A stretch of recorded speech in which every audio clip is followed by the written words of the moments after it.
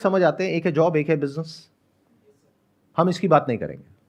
तीसरा ऑप्शन एक और है जो यूट्यूब पर भरा पड़ा है कि ये कर लो, ये करने से इतना पैसा कमा लोगे, उसको भी हटा देते हैं। मतलब इस सेशन का टॉपिक कर देते हैं how to make money without doing anything. कैसा लग रहा है? कितनों को लग रहा है कि मैं ऐसी हवा में बात कर रहा हूं? कितनों को लग रहा है कि मैं अगर कुछ बोल रहा हूं तो वो बात लॉजिकल होगी और मैं जो बोल रहा हूं अपने एक्सपीरियंस के बेस पे बोल रहा हूं? मतलब इतना विश्वास है आप लोगों को मेरे ऊपर कि यहां पर मैं किसी नए स्कैम को शुरू नहीं कर रहा हूं। मतलब ये नहीं है इस सेशन के एंड में मैं आपको कहूंगा कि निकालो 1000 रुपए 1000 रुपए 1000 रुपए 1000 रुपए 1000 रुपए और मैं आपको कहूंगा यहां पे पैसा लगा दो, मुझे दे दो और वो पैसा इतना हो जाएगा। ऐसा कुछ तो आपको नहीं लग रहा ना कि यहां पर होने वाला है? पूरा ट्रस्ट है आप पे? पूरा ट्रस्ट है। कितनों को पूरा ट्रस्ट है मेरे ऊपर? बढ़िया। टॉपिक ये है कि how to make money, and when I am talking about money I am not talking about little money, I am talking about a lot of money without doing anything. इसमें आगे बढ़ने से पहले आपको समझना होगा the concept of compound interest. कितने लोगों को समझ आता है? कितने लोगों को समझ नहीं आता है? ठीक है, तो यहीं से शुरू करते हैं। एल्बर्ट आइंस्टाइन का नाम कितनों ने सुना है? आप में से सबने सुना है। एल्बर्ट आइंस्टाइन ने कहा है कि compound interest is the 8th wonder of the world. 7 wonders हमको पता है, तो 8वां जो अजूबा है वो है कंपाउंड इंटरेस्ट। जिसको इसकी नॉलेज है वो इतना अमीर हो सकता है जिसकी कोई हद नहीं है, और जिसको इसकी नॉलेज नहीं है वो इतना गरीब हो सकता है उसकी भी कोई हद नहीं है। और 99% लोगों को अगर इसकी नॉलेज है भी तो ऊपर ऊपर लेवल पर है। जिन्होंने हाथ अभी ऊपर भी किया था ना, उनको भी बहुत बेसिक सी नॉलेज है, डीपली नहीं समझते हैं।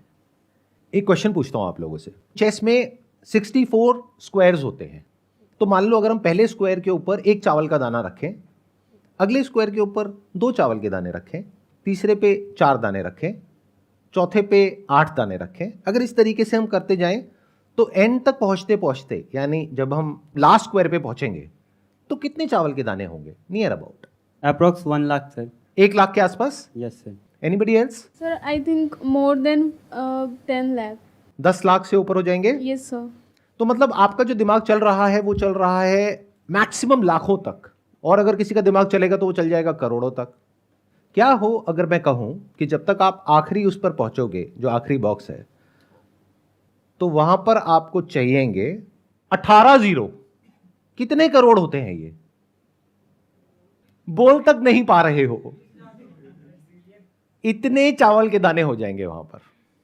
इससे क्या समझ आ रहा है कि compounding is actually the 8th wonder of the world. जिसको इसके बारे में नहीं पता था या जिसको पता भी था, उसने भी इमेजिन नहीं किया होगा कि इतना बढ़ जाएगा। उसने सोचा होगा मैक्सिमम कुछ करोड़ हो जाएंगे, 50 करोड़ हो जाएंगे, 100 करोड़ हो जाएंगे, 1000 करोड़ हो जाएंगे। ये तो उससे भी बहुत ज्यादा है। ये है पावर ऑफ कंपाउंडिंग। इसका एक और एग्जांपल देता हूं आपको, बहुत simple, day to day life से कनेक्टेड। आप में से कितनों के पास में क्रेडिट कार्ड है? तो क्रेडिट कार्ड पे आपको पता है कितना इंटरेस्ट लगता है, 1 साल का या 1 महीने का? Sir around 36%। 36% पर एनम, यानी अराउंड 3% महीने का। यानी कि 10,000 रुपए आपने क्रेडिट कार्ड कंपनी को टाइम से नहीं दिया तो उस पर कितना रुपए लगेगा? 10,300। 300 रुपए सुनने में बड़ा लगता है तो बहुत छोटा लगता है। अरे 300 रुपए से क्या फर्क पड़ता है?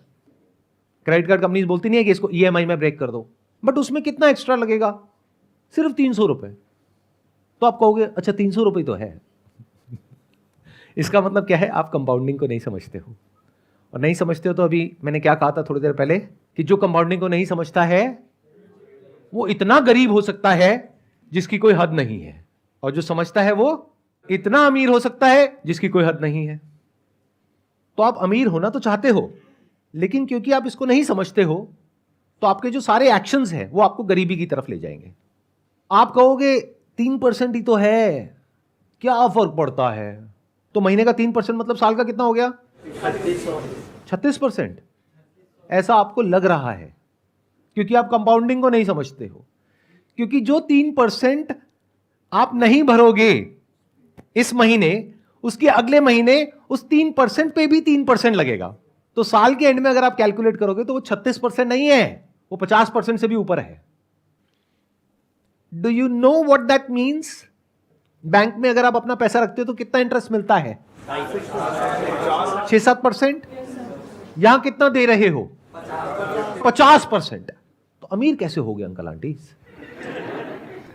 बहुत सारे लोगों के पास में, जिनके पास में क्रेडिट कार्ड होता है, मैंने देखा है, वो क्या करते हैं, वो ये नहीं देखते कि अमाउंट कितना ड्यू है, वो देखते हैं मिनिमम अमाउंट ड्यू कितना है। अच्छा मिनिमम इतना है, चलो ये पे कर देता हूं, बाकी का क्या हुआ, उस पर इंटरेस्ट लगेगा। इसमें क्रेडिट कार्ड कंपनी का तो बहुत बड़ा फायदा है और आपका बहुत बड़ा नुकसान है। तो इस सेशन से पहली चीज जो आपको सीखनी है, जो मैं बोल तो रहा हूं लेकिन मुझे पता है कि आप नहीं सीखोगे, वो ये है कि कभी भी जो आपको ईएमआई पे करनी है उसको डिले मत करो। क्योंकि अभी अगर आपने ये सोचा कि 10,000 के ऊपर 300 रुपए है, तो कल आप ऐसे ही सोचोगे कि 1 लाख के ऊपर 3,000 रुपए तो है। तो अगर आपको मेरी ये बात समझ आ गई है तो ये आपको बचाएगा गरीब होने से। अब दूसरे एस्पेक्ट पे आते हैं कि अमीर कैसे होते हैं इस फंडे को यूज करके। सबसे पहला स्टेप है, अगर आज आपकी एज है 20-22 साल, तो आपको क्या करना है, जो कर रहे हो वो ही करो, उसको अच्छे से करो, यानी कि पढ़ाई लिखाई। मान करके चलते हैं 25 साल की एज तक आते आते आपकी कहीं पर अच्छी जगह पर जॉब लग जाती है, क्योंकि आपने अच्छे से तैयारी करी है उस जॉब के लिए। ये हो गया जॉब सेगमेंट। दूसरा हो गया कि आपने 20 साल की एज से अपना कुछ करने की कोशिश करी, यानी कि बिजनेस। उसमें से 10 में से 9 फेल हो गए, लेकिन 25 साल की एज तक पहुंचते पहुंचते एक बिजनेस एक स्टेबल पोजीशन में आ गया है, जहां से आपको महीने का लाख रुपए आ रहा है। तो चाहे जॉब के रास्ते से चाहे बिजनेस के रास्ते से, मैं मान करके चलता हूं कि 25 साल की एज तक आपको महीने का लाख रुपए आ रहा है। बट क्या लाख रुपए महीना आपको बहुत अमीर बना देगा? क्या इस सच को देख पा रहे हो? आई एम नॉट श्योर कितने लोग देख पा रहे हैं, क्योंकि इन्फ्लेशन बहुत तेजी से बढ़ रहा है। 5 साल बाद जो आप लाख रुपए महीने का कमाओगे, उस टाइम उसकी वैल्यू आज के हिसाब से अंदाजा 50-60 हजार रुपए होगी। तो बहुत ज्यादा नहीं है। अभी सुनने में आपको लग रहा होगा लाख रुपए महीना, बट बहुत बड़ा नहीं है। तो अगर आप इसको अचीव कर लेते हो, तब हम नेक्स्ट स्टेप पे जा सकते हैं। यानी क्या, 25 साल की एज में आपने लाख रुपए महीना कमाना शुरू किया, यानी साल का कितना कमाया? 12 लाख रुपए। 5 साल में कितना कमाया? 60 लाख। 40 लाख आपका खर्चा हो गया। 20 लाख आपने बचाया, वो भी अगर बहुत सेंसिबली आपने अपने खर्चों को कंट्रोल किया तब।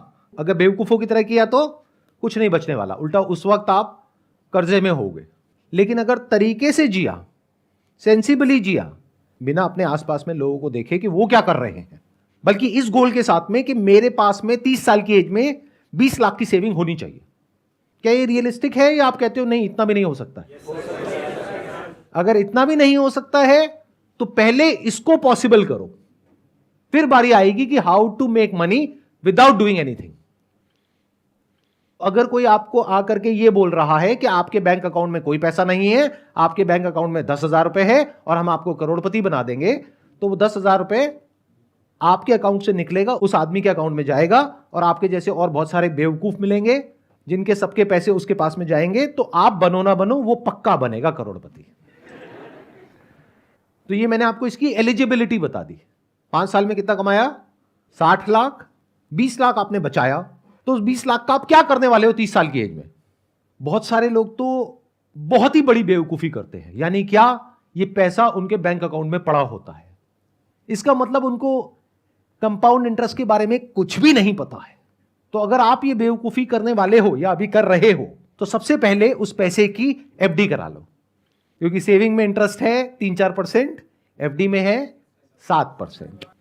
और आजकल तो बहुत सारे बैंक्स ऐसे हैं जहां पर ऑटोमेटिकली ये काम हो जाता है। अब जो न्यू एज बैंक्स हैं वहां पे ये काम ऑटोमेटिकली हो जाता है, यानी आपको मैनुअली नहीं करना पड़ता, कि जैसे ही आपका बैलेंस एक पर्टिकुलर अमाउंट के ऊपर जाता है तो ऑटोमेटिकली एफडी बन जाती है, ऑटोमेटिकली टूट जाती है।